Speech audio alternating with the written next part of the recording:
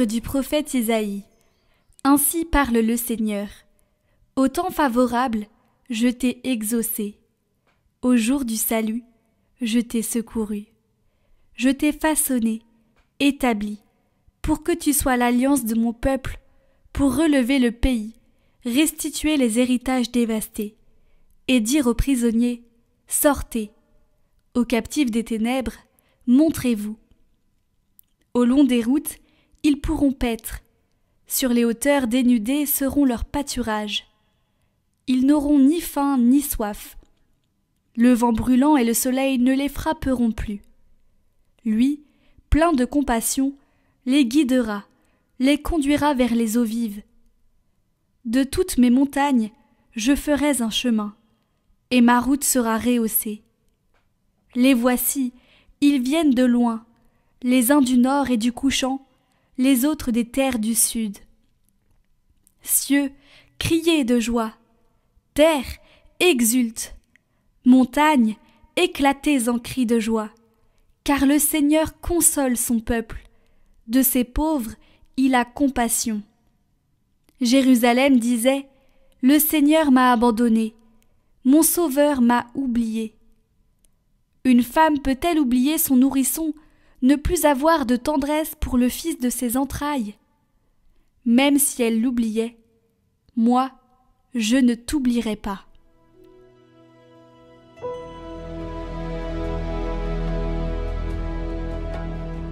Le Seigneur est tendresse et pitié, lent à la colère et plein d'amour.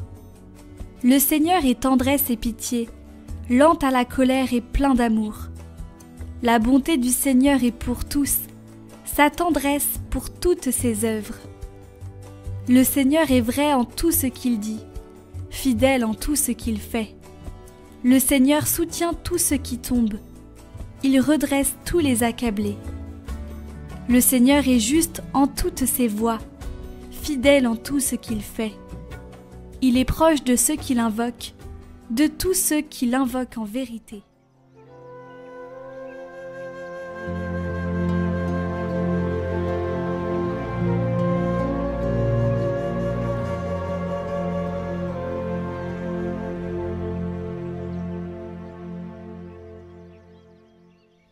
Évangile de Jésus-Christ selon saint Jean.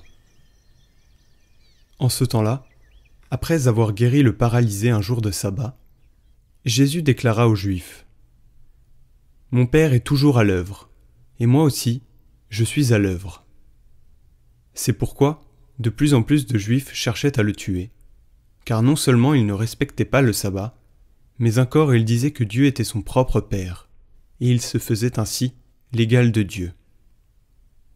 Jésus reprit donc la parole. Il leur déclarait : « Amen, Amen, je vous le dis. Le Fils ne peut rien faire de lui-même. Il fait seulement ce qu'il voit faire par le Père. Ce que fait celui-ci, le Fils le fait pareillement. Car le Père aime le Fils et lui montre tout ce qu'il fait. Il lui montrera des œuvres plus grandes encore, si bien que vous serez dans l'étonnement. Comme le Père, en effet, relève les morts et les fait vivre, ainsi le Fils lui aussi fait vivre qui il veut. Car le Père ne juge personne. Il a donné au Fils tout pouvoir pour juger, afin que tous honorent le Fils comme ils honorent le Père. Celui qui ne rend pas honneur au Fils ne rend pas non plus honneur au Père qui l'a envoyé. Amen, Amen, je vous le dis, qui écoute ma parole et croit en celui qui m'a envoyé, obtient la vie éternelle et il échappe au jugement, car déjà il passe de la mort à la vie. Amen, Amen, je vous le dis, l'heure vient, et c'est maintenant, où les morts entendront la voix du Fils de Dieu, et ceux qui l'auront entendu vivront. Comme le Père, en effet, a la vie en lui-même, ainsi a-t-il donné au Fils d'avoir, lui aussi, la vie en lui-même. Il lui a donné pouvoir d'exercer le jugement, parce qu'il est le Fils de l'homme. Ne soyez pas étonnés, l'heure vient où tous ceux qui sont dans les tombeaux entendront sa voix. Alors, ceux qui ont fait le bien sortiront pour ressusciter et vivre, ceux qui ont fait le mal pour ressusciter et être jugés. Moi, je ne peux rien faire de moi-même. Je rends mon jugement d'après ce que j'entends, et mon jugement est juste, parce que je ne cherche pas à faire ma volonté, mais la volonté de celui qui m'a envoyé.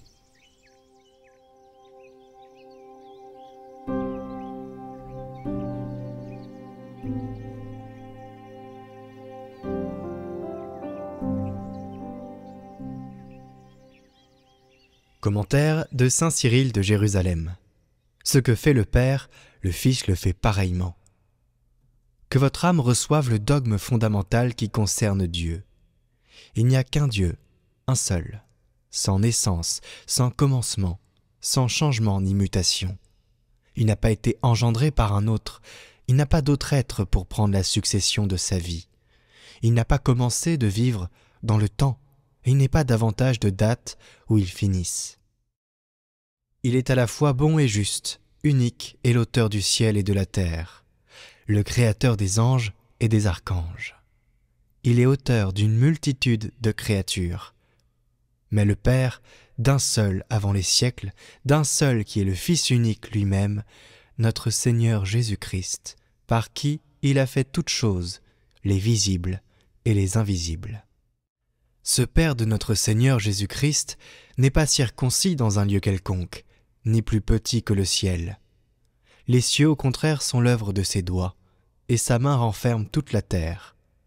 Il est en toutes choses et hors de toutes choses. Ne va pas t'imaginer que le soleil est plus brillant que lui ou lui est égal, car celui qui d'abord a créé le soleil doit sans comparaison être beaucoup plus grand et plus brillant que lui. Il sait d'avance ce qui doit exister. Il est plus fort que tous les êtres. Il les connaît tous. Il en fait ce qu'il veut.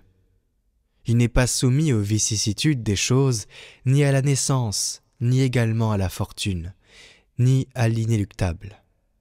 Il est de tout point parfait et possède également toute forme de vertu. Il ne subit ni amoindrissement, ni accroissement, mais il est toujours dans le même état, et absolument identique à lui-même. Il a préparé aux pécheurs un châtiment, aux justes une couronne. Bien des gens, de différentes manières, se sont égarés loin de ce Dieu unique. Établis donc d'abord solidement dans ton âme ce dogme de la piété par le moyen de la foi.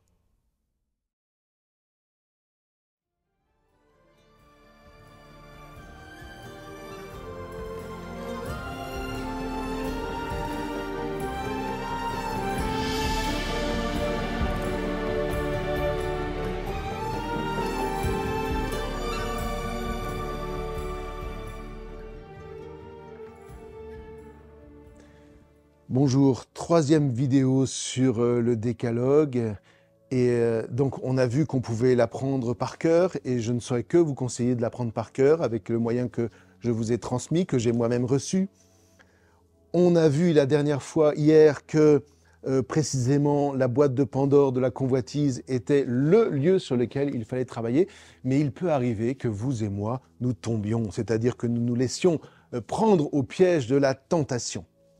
Dieu merci, Dieu est bon. Non pas qu'il fasse table rase, c'est-à-dire en nous disant « c'est pas grave, t'es tombé, mais tu reprends le chemin ». Non, il nous dit « tu peux reconstruire ». Ça s'appelle la miséricorde. La miséricorde, attention, parce que ce n'est pas que le pardon de Dieu. La miséricorde, vous rencontrez la miséricorde à chaque fois que, alors que vous vous sentez diminué parce que vous n'êtes pas du tout à la hauteur de ce que vous voudriez être, et tout d'un coup, vous allez rencontrer quelqu'un dont le seul regard ou dont la parole va vous redresser. Vous voyez ? Or, c'est ça qu'on appelle la miséricorde. C'est pas simplement « je te pardonne », c'est « je te remets debout ». Et nous croyons en un Dieu qui est miséricordieux. Donc là, il nous a donné dans sa grande miséricorde le process à ne pas engager. Ça, c'est le chemin qu'on appelle la malédiction dans la Bible. Ne confondez pas non plus malédiction et condamnation. Ce n'est pas un chemin de condamnation si jamais on le loupe.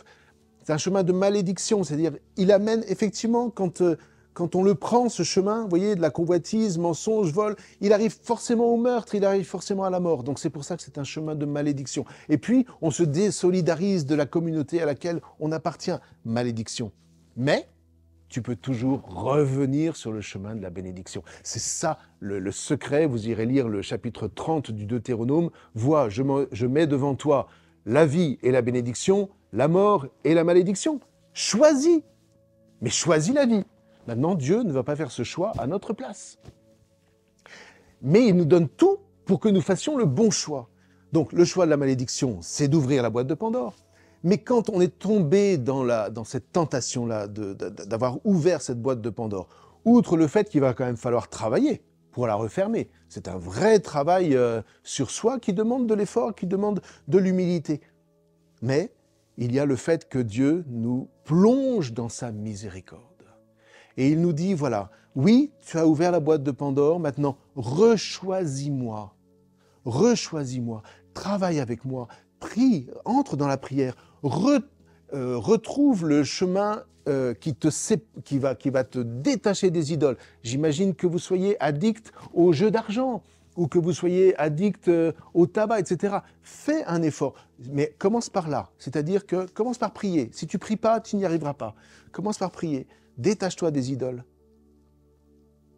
Prends mon nom au sérieux, puisque c'est celui qui habite en toi. Tu es mon sanctuaire.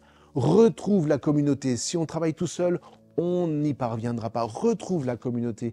Elle n'est pas parfaite, ta communauté. Tu as des tas de choses à lui reprocher. Il n'empêche que c'est quand même la communauté qui t'a transmis la foi. C'est la communauté par laquelle t'es arrivé précisément toutes ces lumières spirituelles. Donc ne la méprise pas trop parce que sous prétexte que ceci ou que cela. Par exemple, enfin voilà. Ne tapez pas trop sur vos curés. Vous savez, c'est pas si facile que ça d'être curé. Quelquefois, on peut avoir des mots de travers. Eh bien, écoutez, la miséricorde, c'est aussi pour eux. Bien.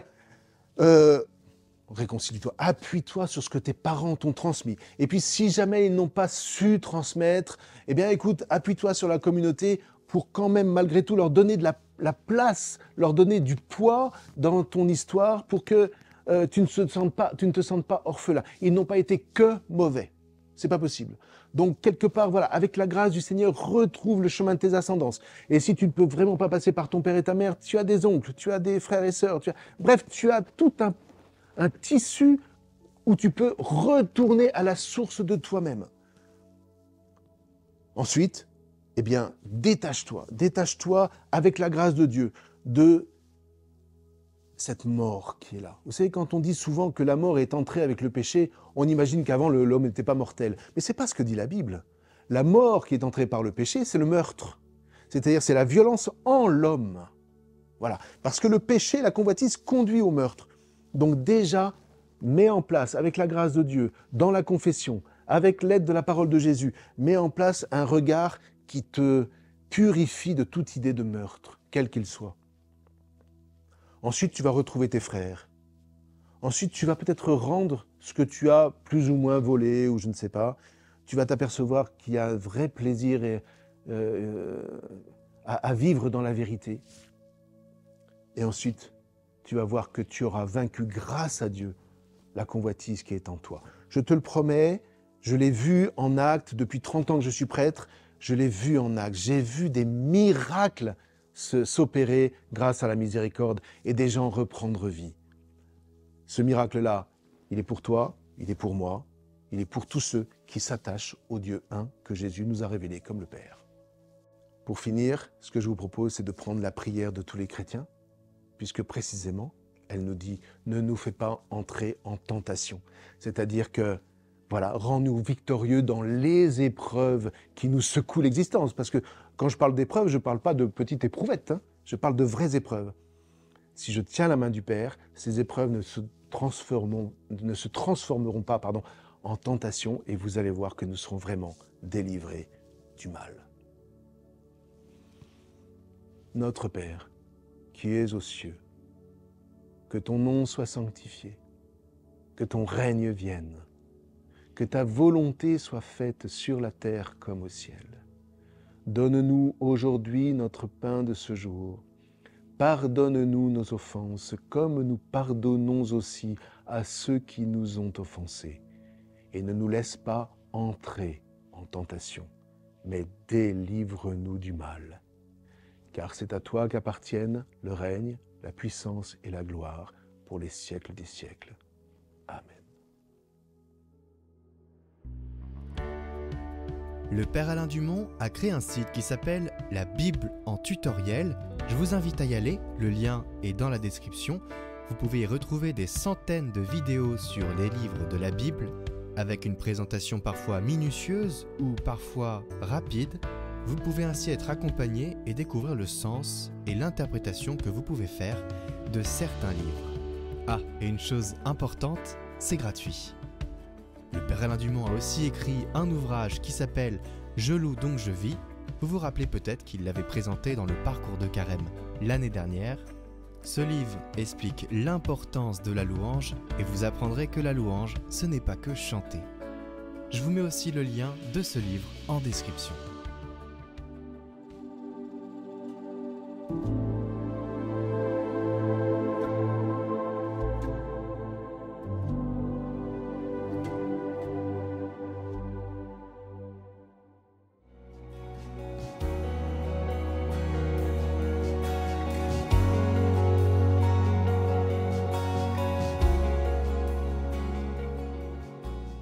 Notre Père, qui es aux cieux, que ton nom soit sanctifié, que ton règne vienne, que ta volonté soit faite sur la terre comme au ciel.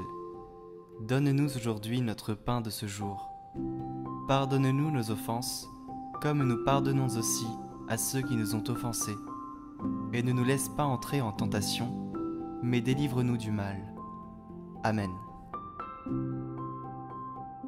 Bon Saint Joseph, tu as veillé avec beaucoup d'amour sur Jésus et Marie. Avec eux, tu as souffert de ne pas être accueilli ni logé à un moment où vous aviez besoin d'aide. Tu as toujours eu confiance en la providence du Père du ciel qui t'a confié la Sainte Famille. Il savait que tu veillerais sur elle en prenant tes responsabilités et en faisant tout ce qu'il y avait à faire. Nous te confions notre intention.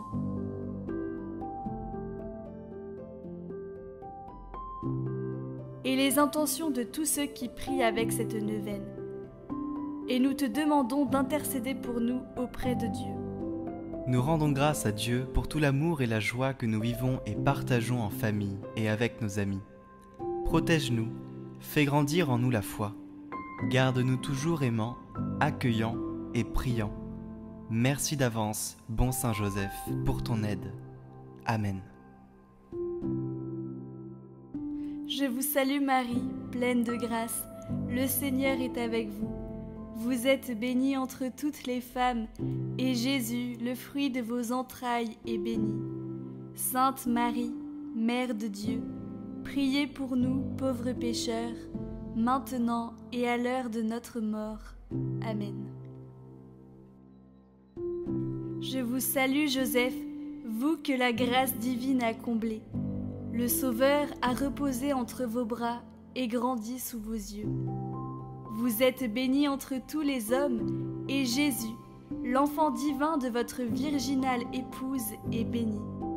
Saint Joseph, donné pour Père au Fils de Dieu, priez pour nous dans nos soucis de famille, de santé et de travail jusqu'à nos derniers jours, et daignez nous secourir à l'heure de notre mort. Amen. Notre Père, Saint Joseph a protégé sa famille sur les routes de l'exil. Donne un abri à toutes les familles. Nous te prions pour les personnes en exil et pour celles qui n'ont pas une maison où il fait bon vivre. Aide chacun à te bâtir, comme Joseph, le charpentier, une demeure solide dans son cœur et que nos corps soient le temple de l'Esprit Saint pour t'y accueillir, te rencontrer et t'adorer.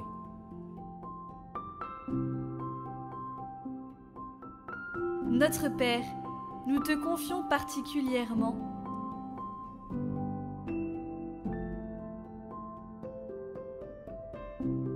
Gloire au Père, et au Fils, et au Saint-Esprit, comme il était au commencement, maintenant et toujours, pour les siècles des siècles.